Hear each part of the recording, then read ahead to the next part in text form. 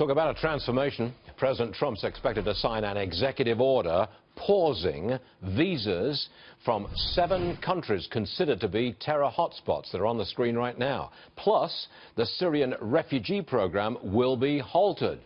Joining us now, David Rubin. He is the former mayor of Shiloh in Israel and a frequent guest on the program. David, I want to know if you think this will be successful. If you stop people coming to America from these 7 terror hotspots, you think that works? Does that really cut down on terror incidents in America? Well, it cuts down on it, Stuart. It's a step in the right direction. I think there are other things that the president needs to be concerned about, such as, for example, the European countries. The European countries have a very large and growing Muslim population, and it's a serious threat as well. There are a lot of terror bases there. There are a lot of groups that are developing terror strategies in places like Belgium and France and England as well. So they're all aiming to launch terrorist attacks.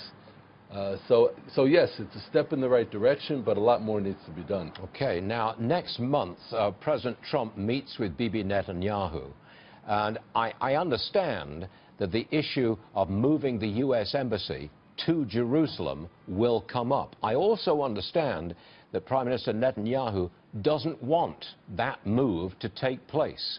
What's your input on this? Well, as we know, President Trump can't be more Catholic than the Pope. And the Prime Minister of Israel seems to have some ambivalence, very interestingly. I am against that. I think it's a big problem when after all these years, 8 years in the wilderness with President Obama, and here we have an opportunity with an ambassador to Israel that believes strongly that Israel's capital should be in Jerusalem, that the embassy should be in Jerusalem.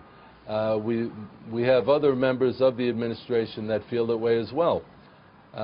So it's a real problem, and I think this is a real litmus test for President Trump to see, is he going to stand up against the threats of the Arab nations, and is he going to do the right thing? The right thing is that every country, and certainly every ally of the United States, should have its capital in Israel's capital city, Jerusalem.